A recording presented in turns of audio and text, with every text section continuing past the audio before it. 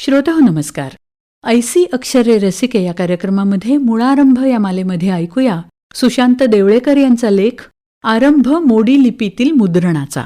अलीकडे भारतीय भाषांमधला मजकूर लोक लॅटिन लिपीत लिहितात. मजकूर कोणत्याही लिपीत असला तरी निरोप पोचायला फारशी अडचण येत नाही. ही समजूत काही अंशी खरीही आहे. पण विशिष्ट भाषा आणि विशिष्ट लिपी यांच्यात सहकार्याने साहचर्याने एक नातं निर्माण होतं. हे साहचर्य त्या भाषेच्या लेखन पद्धतीची ओळख ठरतं. लिपीत त्या भाषेच्या काही लकबी दाखवण्याची सोय परंपरेने झालेली असते, ती दुसऱ्या लिपीत नसते.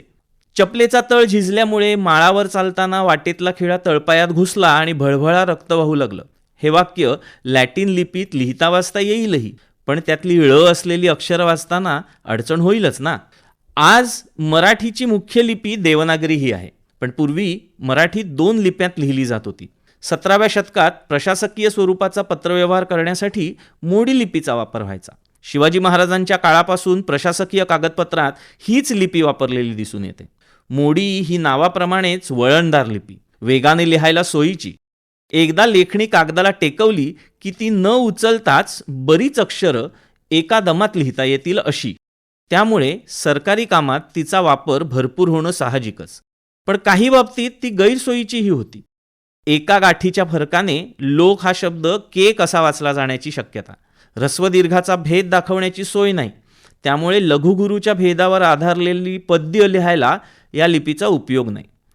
हा काळ हस्तलेखनाचाच असल्याने आणि लिहिणाऱ्या प्रत्येकाचं वळण वेगवेगळं असल्याने गुंतागुंतीची ही लिपी वाचायला सरावच लागायचा. म्हणूनच मोडी लिपीच्या तुलनेत देवनागरीला बाळबोध हे नाव मिळालं असावं. आज मराठीतला मुद्रित स्वरूपाचा भाषा व्यवहार देवनागरीतच विस्तारलेला आहे. मोडीत छापलेला मराठी मजकूर आपल्याला क्वचितच आढळतो. मोडी लिपी जाणणारेही थोडकेच, पण मराठीतल्या मुद्रणाच्या प्रारंभी असं नव्हतं. 1805 मध्ये कोलकात्याला श्रीरामपुरात विल्यम केरी यांनी मराठीचं इंग्लिश व्याकरण प्रकाशित केलं. त्यात मराठी मजकूर देवनागरीत छापला. या व्याकरणाच्या प्रस्तावनेत केरी यांनी मराठी प्रदेशात प्रशासनिक कामांसाठी मोडी वापरतात आणि ग्रंथलेखनासाठी देवनागरी ह्याचा उल्लेख करून मोडीची मुद्राक्षरं उपलब्ध न झाल्याची नोंद केली. विल्यम केरी यांनी प्रयत्न सोडले नाहीत. 1807 मध्ये मॅथ्यूच्या शुभवर्तमानाची 2री आवृत्ती त्यांनी मोडी लिपीत छापली. आपल्या मराठी व्याकरणाची 2री आवृत्ती त्यांनी 1808 मध्ये काढली. तेव्हा तिच्या प्रस्तावनेत त्यांनी हे नोंदवलं आहे की मराठीतलं ग्रंथलेखन जरी देवनागरीत होत असलं तरी व्यवहारात मोडी लिपीचं ज्ञान आवश्यक आहे. त्यामुळे केरी यांनी या 2ऱ्या आवृत्तीत देवनागरी आणि मोडी अशा दोन्ही लिप्यांचा परिचय वर्णमाला दाखवताना करून दिलाय. पण पहिल्या आवृत्तीत व्याकरणातला जो मजकूर देवनागरीत होता तो मोडी लिपीत लिप्यंतर करून छापलाय.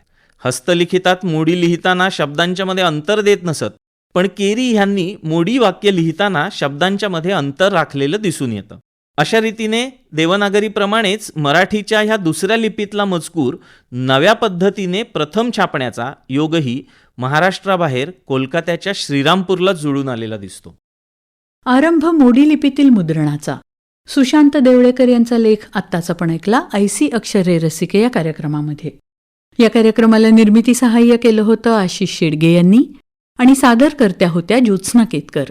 आणि याचबरोबर आजचा कार्यक्रम संपला. पुन्हा भेटूया उद्याच्या भागात. नमस्कार.